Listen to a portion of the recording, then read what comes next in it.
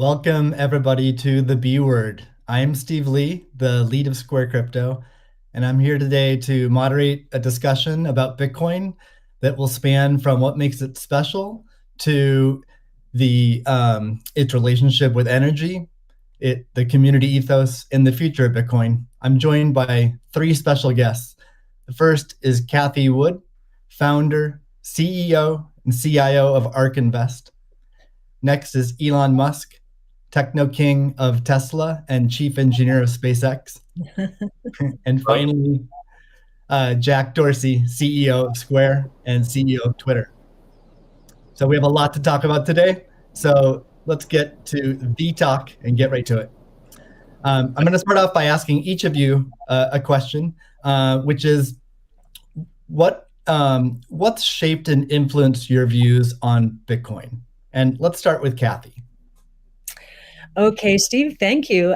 Well, the first thing was our focus on disruptive innovation.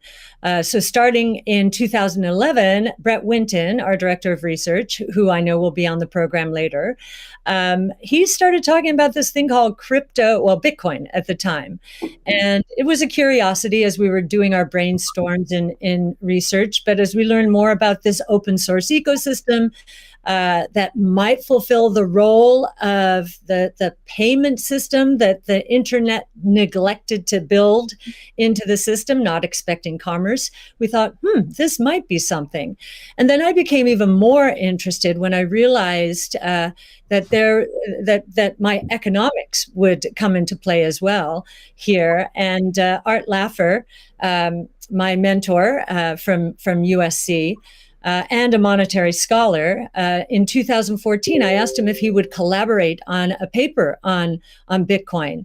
And he was a bit of a naysayer at first, but agreed to read the paper. He read the paper, tore it up, and from an economics point of view, really wanted to understand this. And he said, I think you got something here. This is a rules-based monetary system. I've been waiting for this for my entire career. So the combination of disruptive innovation generally, economics on top of that, and the huge misunderstanding out there as to what this is, that was intriguing and launched our research effort. Thank you. Elon, what's influenced your views on Bitcoin? Well, I've thought about money for quite a while, obviously, since the PayPal days. And then the companies that preceded that, X.com, which I created, and Confinity, which Peter Thiel, Max Levchin, Luke Howry, and others created. And we combined the companies and made PayPal. So I've been thinking about money for a long time. And really, I think it's best to think of money as an information system, primarily an information system for labor allocation. For practical purposes, it exists in a series of heterogeneous databases, like very different databases in bank mainframes around the world. It moves quite slowly in reality. It may seem to move fast sometimes, and it does with PayPal, which is real time. But the vast majority of the systems out there are batch processing. So the actual reconciliation may take 1 to 5 business days, sometimes longer. And you have the ACH system, which is ancient and still in operation, which allows transfers effectively like a check would be an ACH transfer, but it's not secure. And you've got the credit card systems, which are also not secure. It would be like handing your username and password to a stranger in a restaurant if you buy a meal. So there's definitely an opportunity for something that is better from an information theory standpoint. So and there you can think of it like data on a network. I think is the way to view it.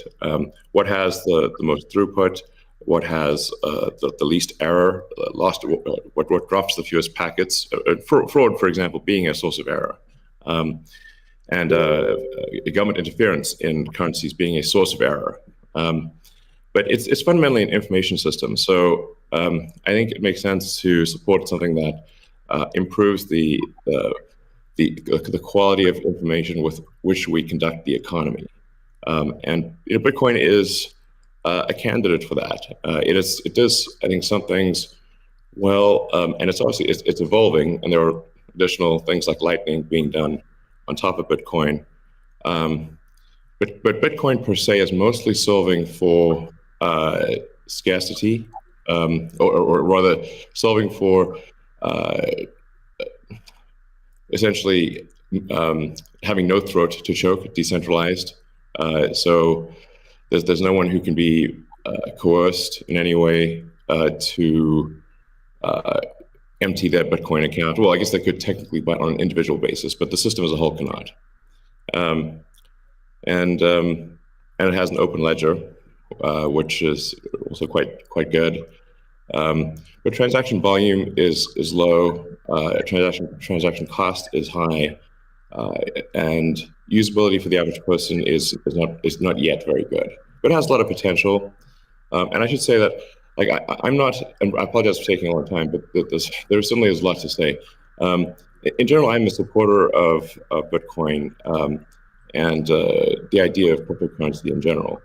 But as I've said publicly, we do need to watch out for crypto taking, especially Bitcoin, using proof of work to maybe use energy that's maybe a bit too much and not necessarily good for the environment. So, but on balance, I support Bitcoin, and I'm not an investor. The only publicly traded stock I own is Tesla, and the only significant thing I own outside of Tesla is my SpaceX stock that could help create both companies. So, but apart from that, I do own Bitcoin, and Tesla owns Bitcoin, SpaceX owns Bitcoin, and then I do personally own a bit of Ethereum and Dogecoin, of course. So.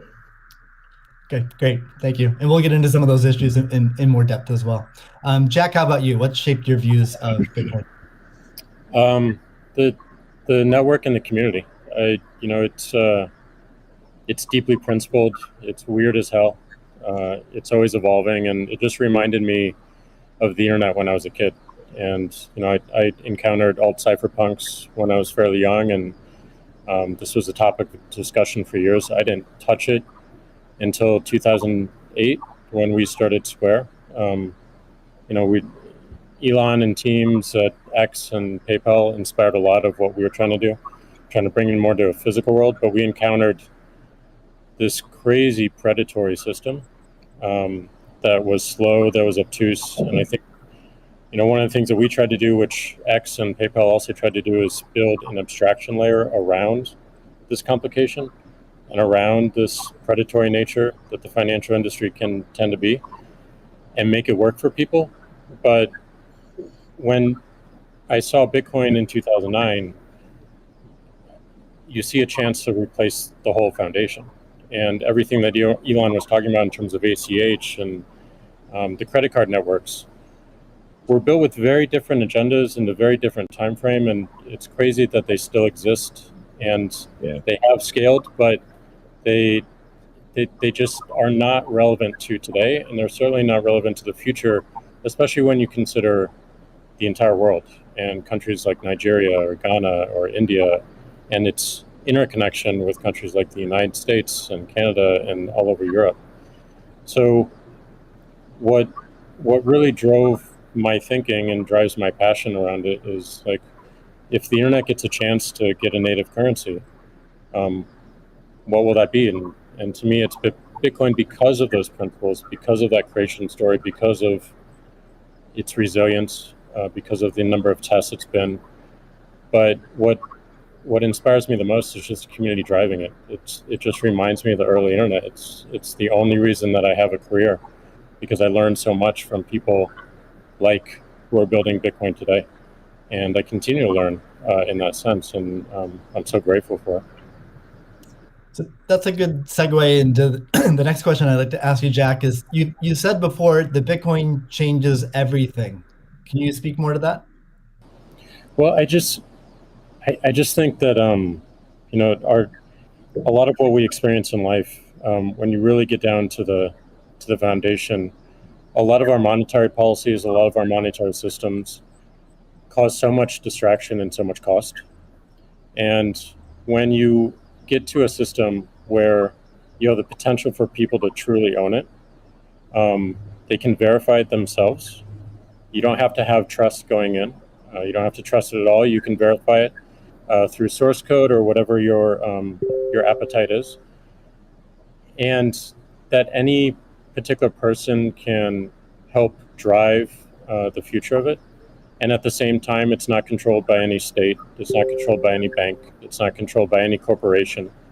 And these three parties of people who participate in the network, people who mine, and also the developers, constantly debating the correct roadmap and the way forward, is a beautiful thing. And I don't know of many other consensus-based models that have existed at that scale for this long with this amount of success. And we're still fairly early. So when, I met a woman in Ethiopia 2 years ago, and she was trying to create the lift for Ethiopia.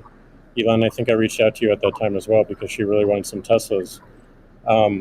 She still has to take paper fiat cash from her passengers and pay all of her drivers in the same way because there's no monetary system that she can utilize. There's nothing digital. And Africa as a continent is hugely interconnected from a monetary standpoint, but also hugely taxed in that same way. So a lot of the potential that I see, the internet having a native currency helps her build her business in a much faster way. And also, if you consider something like Bitcoin existing before YouTube, before Twitter, before Facebook, a lot of the business models that we have today would not be the same.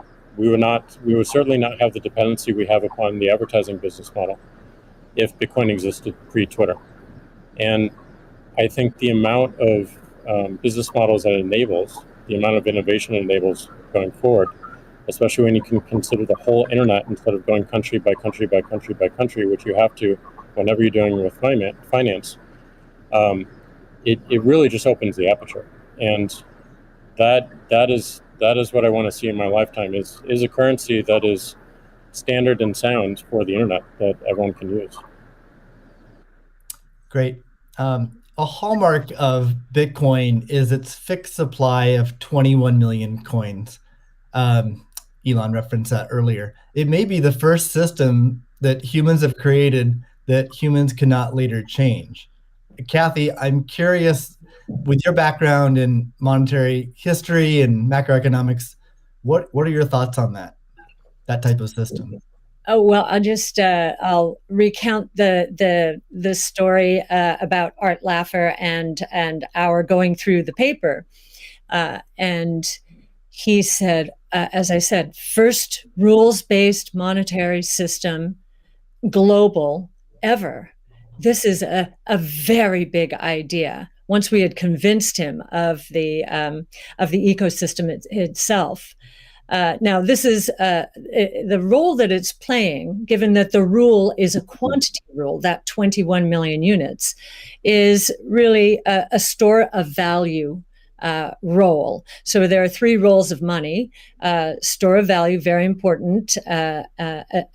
The means of exchange, so for transactions, and the unit of account. Every good priced in terms of whatever the unit is. So store of value is its primary use right now. The others exist. Unit of account, reserve currency of the crypto asset ecosystem. That's being seeded a little bit towards stable coins right now. But the store of value is a very big role. And means of exchange with apps built on top of the Bitcoin blockchain, we think is going to become more of a reality. Right now, high value transactions take place over Bitcoin, and that is a very useful role. So we look at those, and I remember saying to Art, "How big could this be?" And he said, "Well, how big is the U.S. monetary base?" Well, today it's $8 trillion. $8 trillion. At the time we were talking, it was $4 trillion. So we've gone through another crisis since then. And And so the store of value, this idea that purchasing power will go up over time if demand rises relative to supply ultimately fixed at 21 million units. That's a very good thing. Purchasing power going up globally around the world. And this idea that it's a hedge against confiscation of wealth. And that can take place in a myriad of ways. But inflation, and especially hyperinflation in emerging markets, is the primary way. Talk about destroying purchasing power.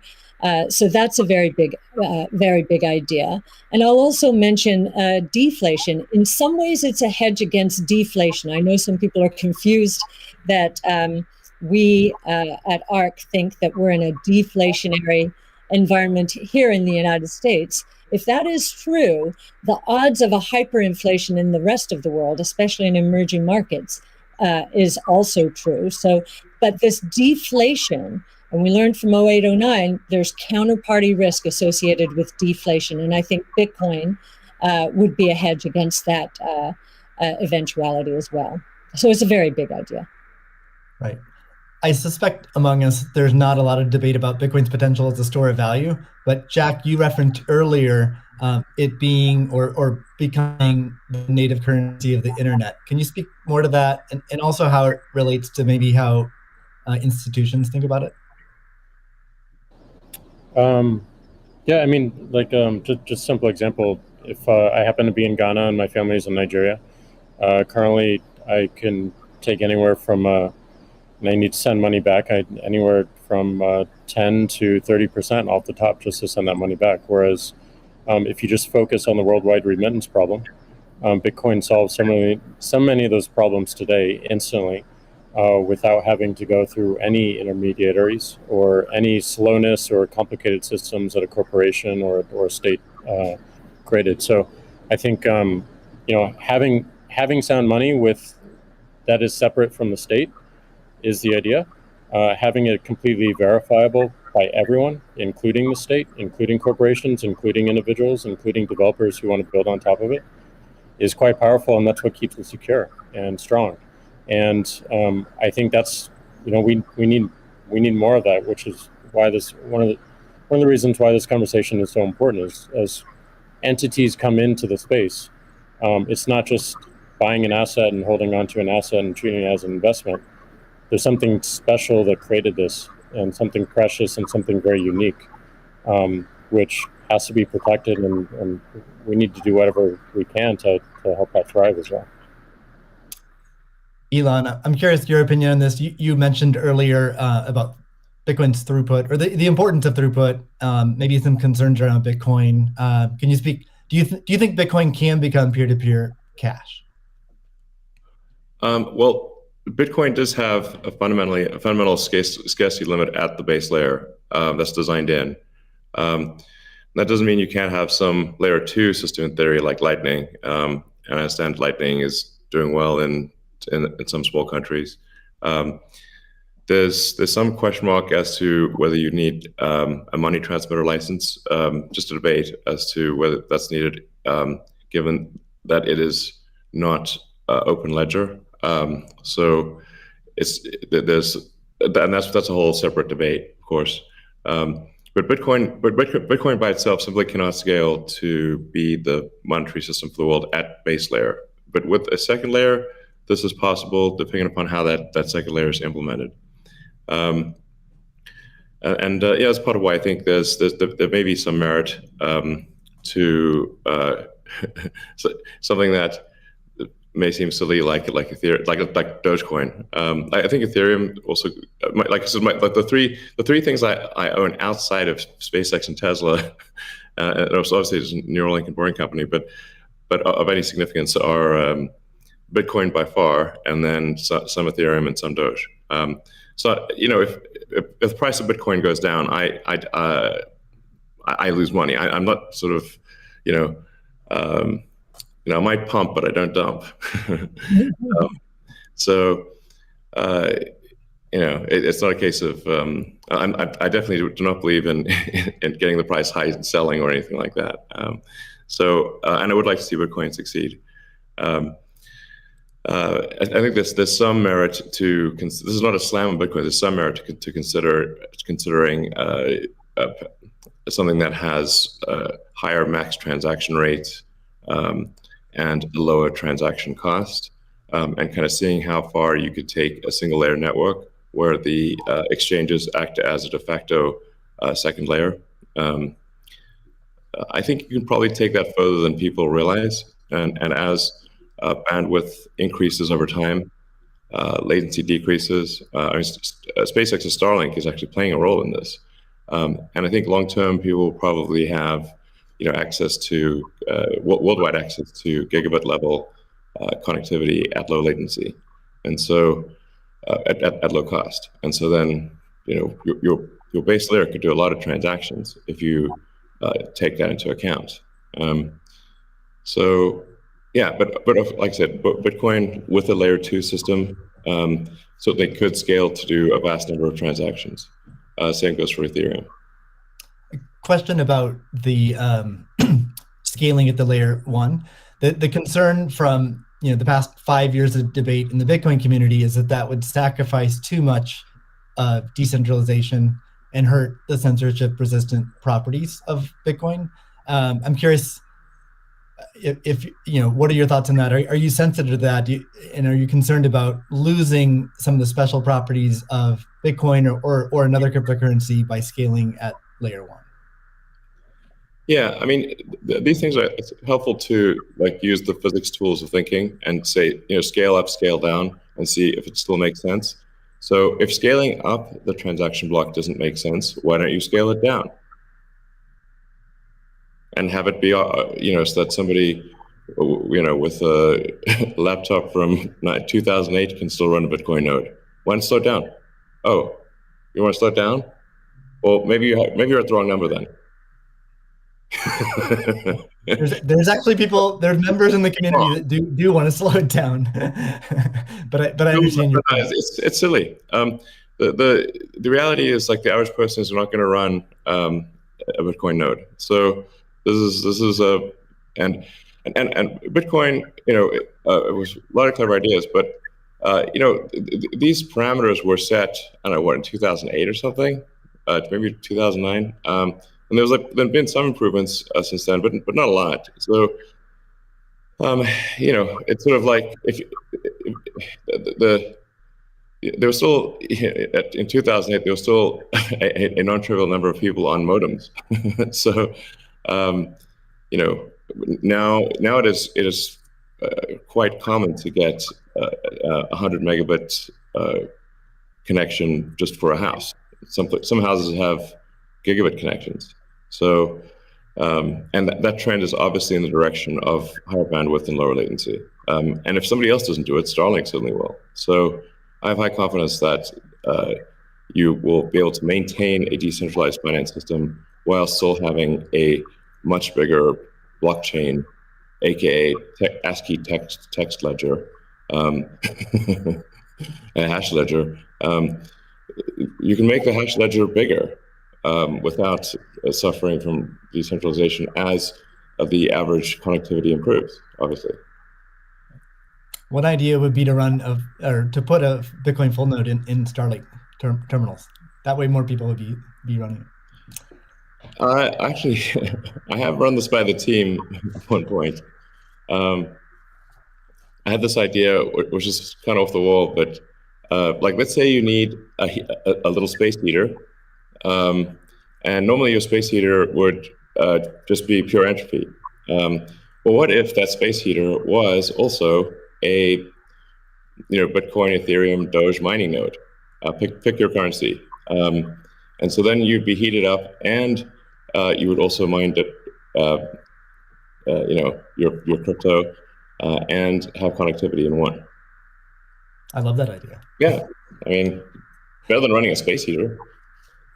Absolutely. Are there any other So you're drawn to Dogecoin a little bit. Are there any other gaps in Bitcoin that you see that cause you to be drawn towards Dogecoin? Oh, I think I mean, I think there's a, Doge has the Doge community. I think is somewhat irreverent, obviously, and has great memes and loves dogs, and I love dogs and memes, and it doesn't take itself too seriously, and I think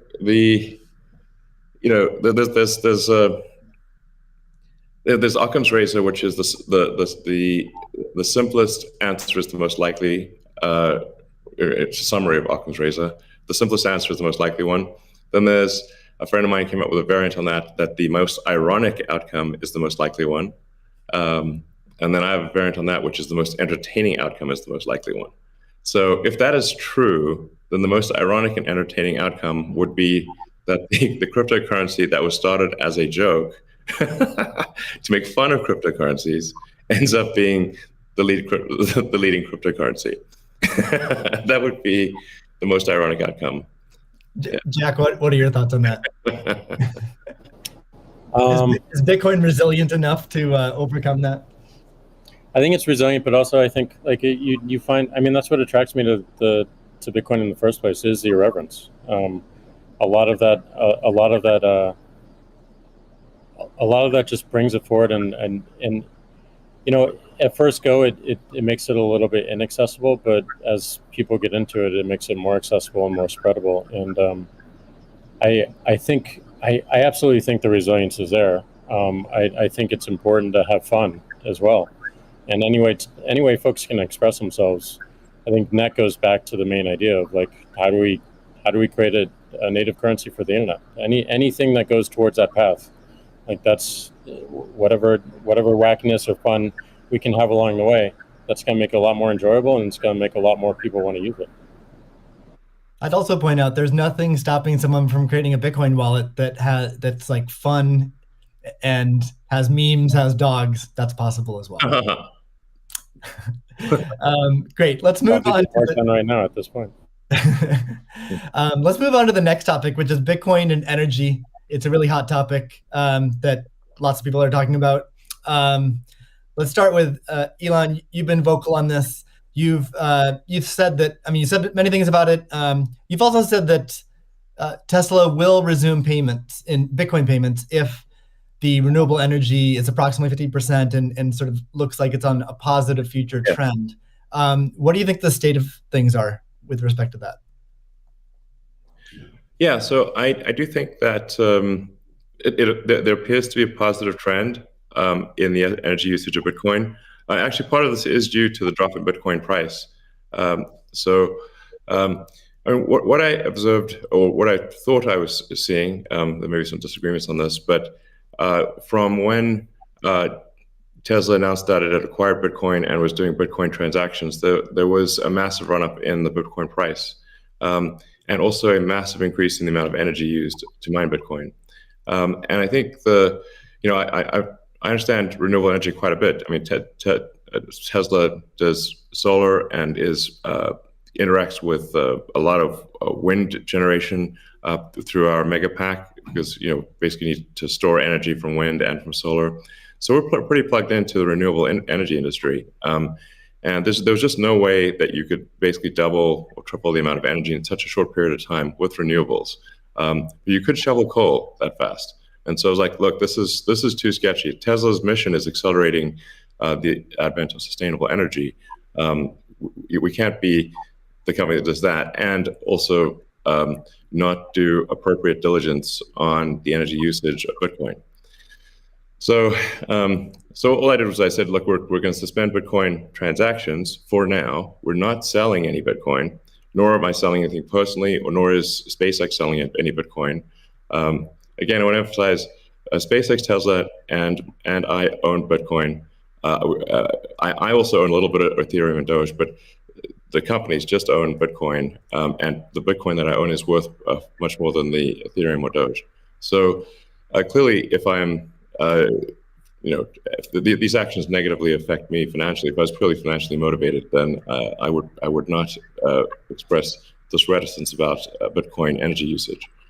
Now, it looks like Bitcoin is shifting a lot more towards renewables, and a bunch of the heavy-duty coal plants that were being used, unequivocally being used, this is not a question mark, have been shut down, especially in China. So I think it's probably, we want to do a little bit more diligence to confirm could confirm that the percentage of renewable energy usage is most likely sort of at or above 50%, and that there is there is a trend towards increasing that number, and if so, then Tesla will resume Bitcoin, accepting Bitcoin.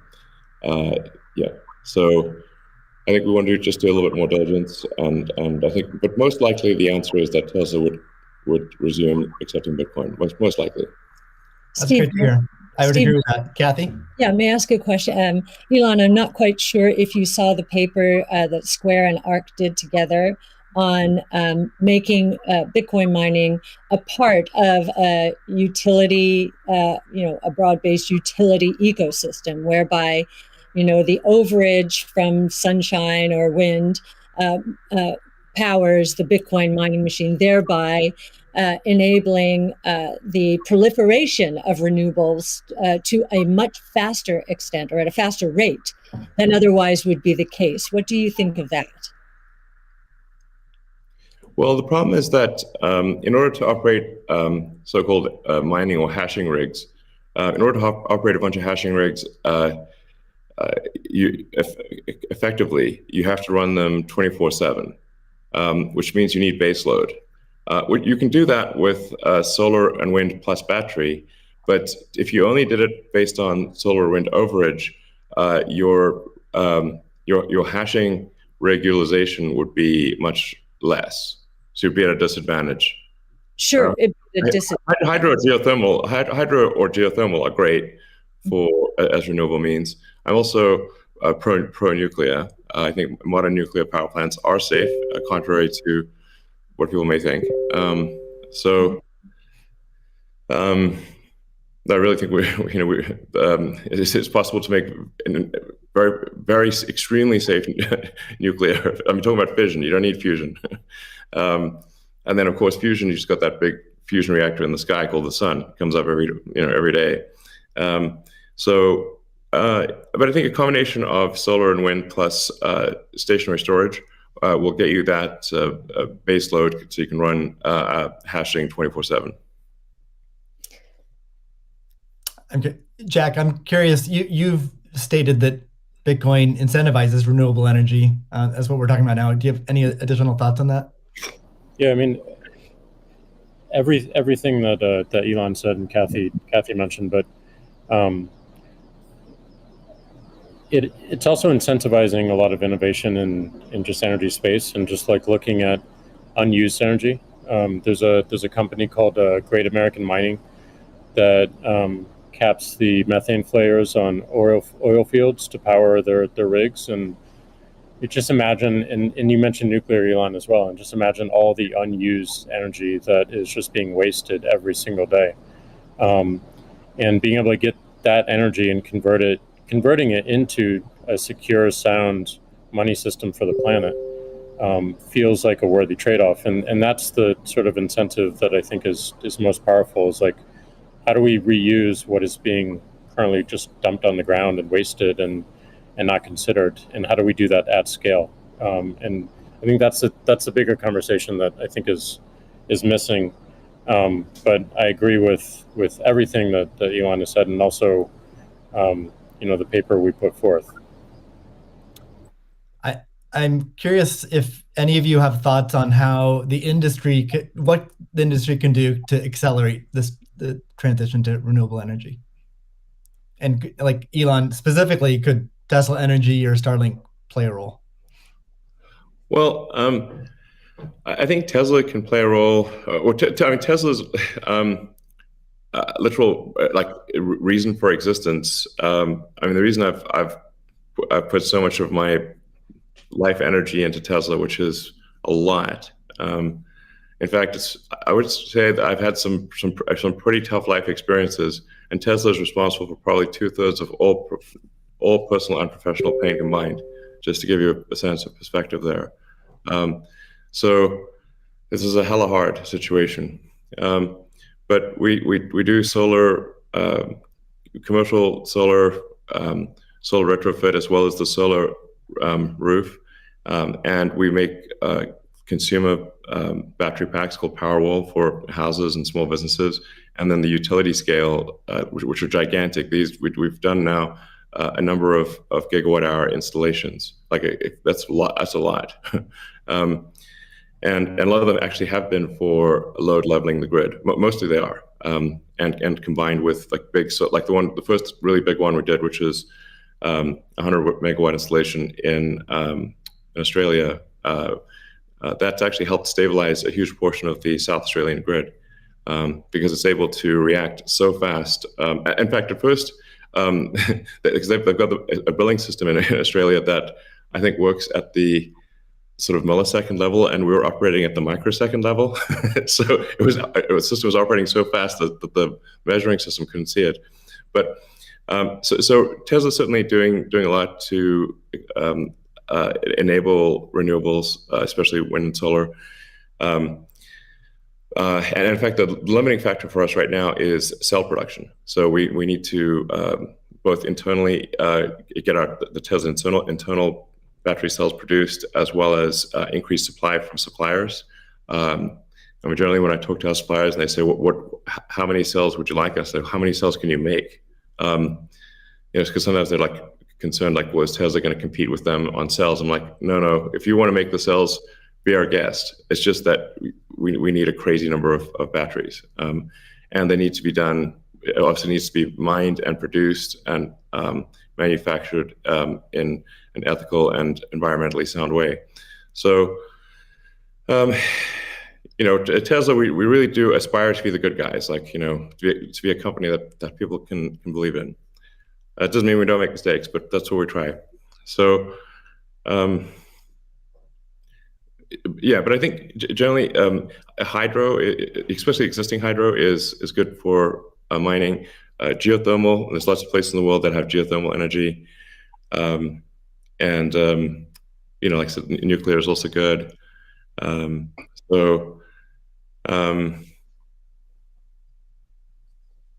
think just I'm like as I said earlier, the expectation is not like that the energy production must be pure as the driven snow, but it must it can't be using. It also cannot be using the world's dirtiest coal, which it was for a moment there.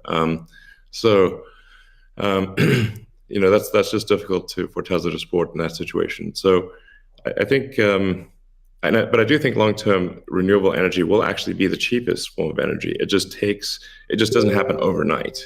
But as long as there is a conscious and determined and real effort by the mining community to move towards renewables, then obviously Tesla can support that. That's great. Cathie, we've been talking a lot about energy, but many institutions are facing questions around Bitcoin's relationship with ESG. Can you maybe speak a little bit more to what is S and G in ESG and how Bitcoin might support those? Sure. So E, of course, is environmental, S is social, and G is governance. And there is a massive movement afoot in the institutional world, especially, to embrace ESG and make sure that their asset managers are doing the same. So if we've just talked about environmental, and I really do believe that Bitcoin will be much more environmentally friendly, certainly than traditional gold mining or the traditional financial services sector. In many ways, it already is, and it's just going to get better that way. In terms of social, I know that many institutions, when they are thinking of social, they think of diversity and equity, pay equity, and all of that. But if from our point of view, the disruptive innovation point of view, social is much more than that. It is saving lives, of course, autonomous technology, that would be another topic for Elon. But in this case, allowing access to payment technology, as Jack is saying, everywhere around the world without friction. And just back to the remittance example, I think if I've got these stats correctly, there are certain countries in the world that are incredibly dependent on remittances for GDP. Tonga, 37%, El Salvador, which just deemed Bitcoin legal currencies, 24%, Nepal, 24%. And I think the remittance industry globally, I know roughly 700 billion. So saving people these egregious fees, think about it, you're paying anywhere from 8% to, as Jack said, 30% of your $100 that you're sending back to your family. That is social responsibility, I would submit, as is just the economic empowerment that Bitcoin will enable. We've talked about that already.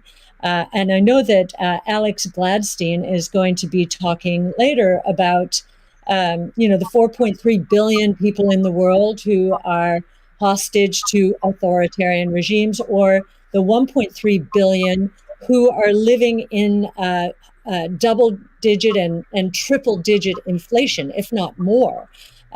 Saving them from the destruction of their purchasing power certainly is a noble social goal. So we expand social to be much more than the traditional ESG community.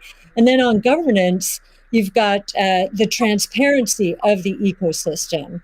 It's completely transparent, unlike the opaqueness of financial systems and the toll takers in the traditional financial world. And I think a huge part of governance in the Bitcoin ecosystem are the Bitcoin core developers. Now, before I met them, and I've had the pleasure and the honor of meeting many of them, that was a part of this ecosystem I didn't understand. But actually getting to sit down and talk to them, if I have a learning curve need, it certainly is on the technology side. But in terms of talking to them about economics, economic theory, failed monetary regimes historically, they know economic history, many of them, better than anyone I've ever met. So that gives me a great degree of confidence that, they do believe they are on a noble mission. They could be paid a lot more than they're being paid right now if they worked at Google or Facebook or some of these other areas. But they've chosen, this sense of purpose for a noble goal. And they have incredibly strong technology backgrounds. As well as a good understanding of economic history, especially monetary history. And it gives me a great deal of comfort as I think about the governance of the ecosystem, much more so than I think we would find in other financial ecosystems. And just to give you an example of that, I think 2 years, we were talking about,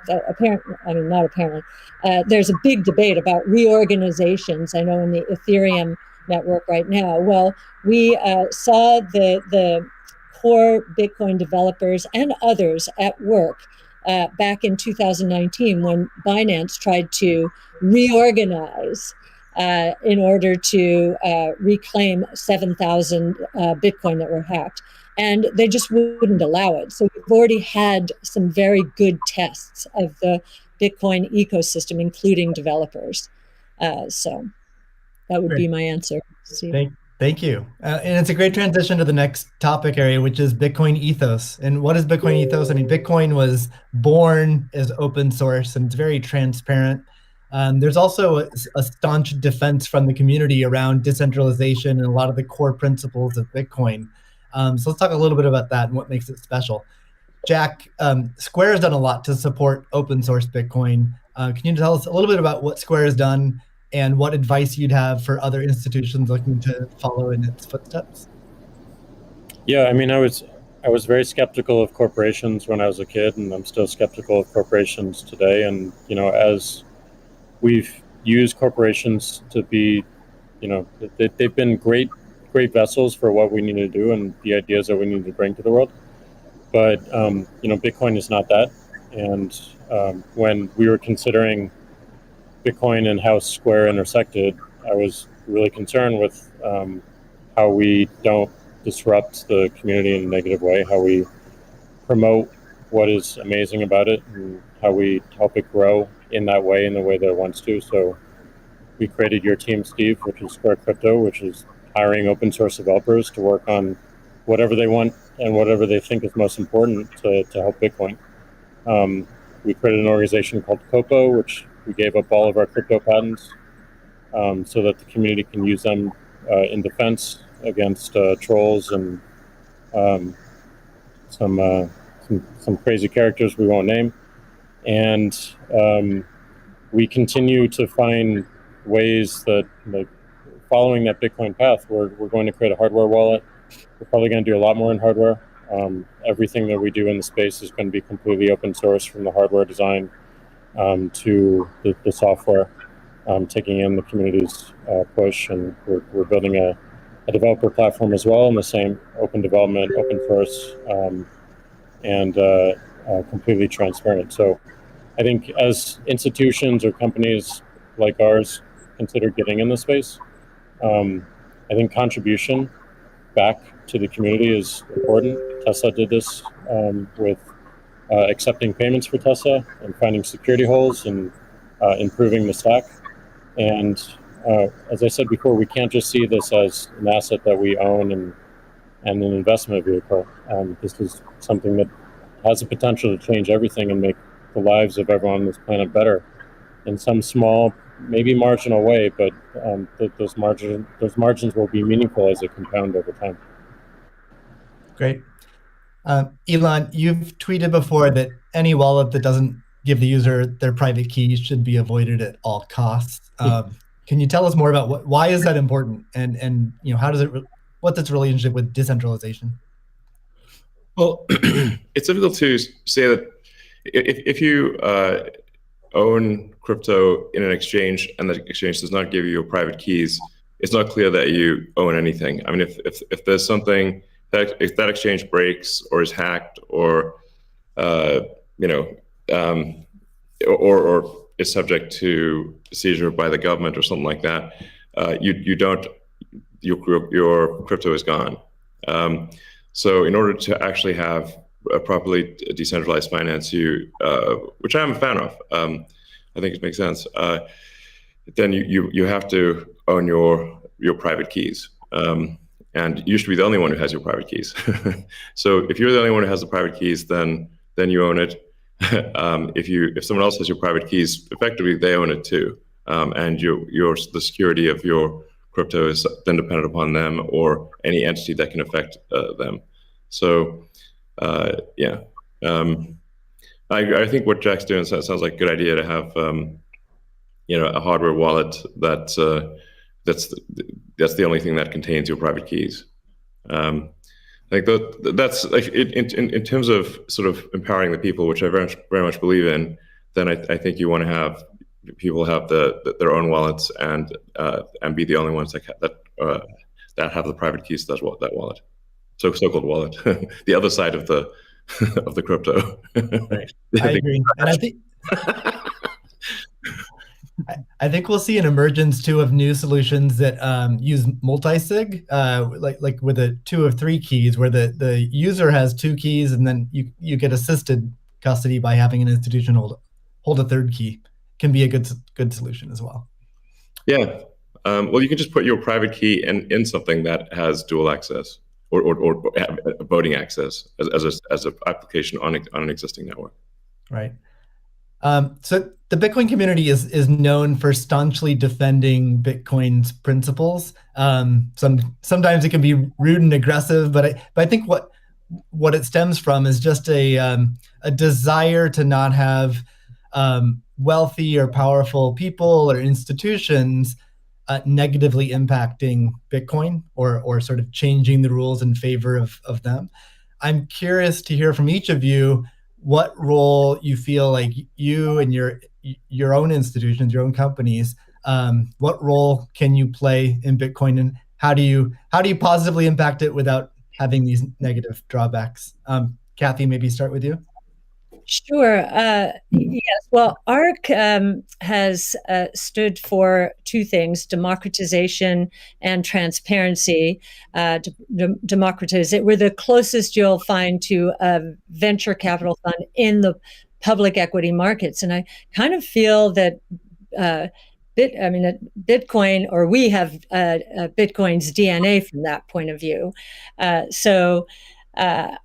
of the things in terms of democratization is education. We have one of our missions, values, is to educate, and I do believe that that some of Yassine El-Mandra's white papers. Yassine's our lead crypto analyst, who's worked very closely with you, Steve, on this conference, are helping the cause. We've done, and not only for retail investors, we found that we had to do a bit more when it came to institutional investors, just because of the way that they invest and the way they like to receive information. So just like in our investments, we've been the retail community has been more attracted to us first, and now the institutional community is coming along. So I do think our transparency of research, especially in the social world, social media, pushing our research out for free to anyone, is part of our way of helping the community. And I do think encouraging, and this is something that Jack just said, I would encourage the support of the Bitcoin core developer community. As I said before, it's amazing to me, having gotten to know some of them, how strong their sense of purpose is here. And so we'd like to be helpful in making that happen as well. That's great. Jack, how about you? How do you view your own personal role and the companies you run? I think my own personal role through the companies I run is to really push for more decentralization, like at everything that we intend to do with the wallet, being non-custodial, building a developer platform, focusing on non-custodial solutions. On the Square side is important, being completely open development and open source. But I also think it's important on the Twitter side as well. My biggest focus right now is on a decentralized social media protocol. We're calling it Blue Sky. It's super, super early, but we've learned a lot from what makes Bitcoin Bitcoin and why that's important. I've learned a lot in that sense as well. And I think, just continuing to push on that thread and show it with our actions every single day in support of this community that's taught me so much and I think will benefit so many people. That's what I'm focused on. What about letting Twitter advertisers pay in crypto? Yeah, I think enabling anyone. As you know, Elon, if we had Bitcoin or native currency for the internet before Twitter started, it just creates so many different business models that we wouldn't have to be so dependent upon advertising generally. And sure. I do believe that that we have them, any form of payment that they want to use, we should be able to take. So okay. Absolutely, but I'm more focused on how do we create economic incentives in the network itself without having to rely on advertising. Yeah, it's just that the money has to come off of the crypto so-called coins, the hash strings have to come off and get translated into real products and services. So the more sort of off ramps there are to real products and services, even at the institutional level. Although I mean, there are certainly many small advertisers on Twitter. It seems like accepting Bitcoin, maybe some other cryptos for advertising payments on Twitter would be supportive of Bitcoin. 100%, and also looking at just general commerce Sure. through Twitter itself. That would be great. Sorry, what, Elon? I was asking Jack if he's going to do it. Oh. Can we get a product announcement today? Elon, how about you? You obviously you're a big personality on Twitter. What are your thoughts on your role and your company's role in Bitcoin and sort of preserving the ethos?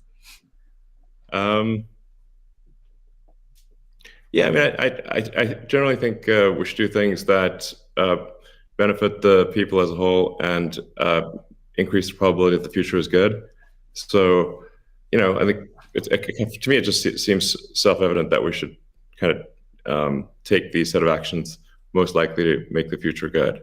And I think probably crypto or some of the cryptocurrencies will make the future better, most likely. It's not, I always think of these things in terms of probabilities, but I think it's probably better for there to be a prosperous Bitcoin, Ethereum, Dogecoin, maybe some others in the future. And I think it can have an empowering effect for individuals and increase the power of the individual relative to government. And really, if you think of government is just a corporation in the limit. So sometimes some people are like against corporations, but for government. It's like, guys, government is just a corporation in the limit. It's the biggest corporation of all, and it's got a monopoly on violence. So if you don't like corporations, you should really hate government. There you go. All right. We got about, we'll try to wrap up in 10 minutes. So let's move on to future of Bitcoin. So Tesla and Square have both put Bitcoin on the balance sheet. Cathie, I'm curious to hear from you. What advice would you have for other institutions looking to put Bitcoin on their balance sheet? Well, I guess the first piece of advice is, just make sure, and I actually learned this after both Square and Tesla put Bitcoin on their balance sheet. The Bitcoin is being treated as an intangible asset.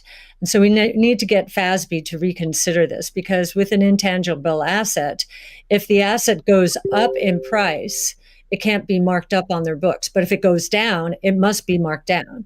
So, there's some asymmetry there, which is, we need to change that given what we believe Bitcoin is.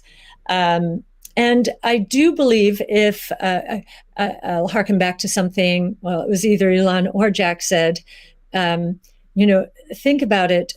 You take away the boundaries, the different currencies. Just think about how explosive growth could be and how wide-reaching taking the friction out of the system could be. So I would encourage corporations to think about that this ability to do business anywhere in the world, ultimately, obviously, we're paving the way here.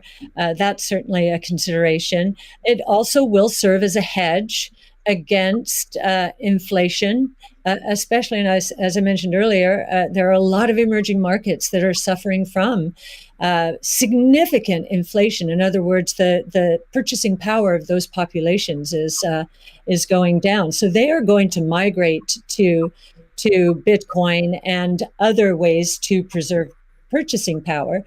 And again, being able to sell to them in that kind of currency would be very useful. I'd also suggest, once again, this idea of deflation, I think, is going to be a real thing.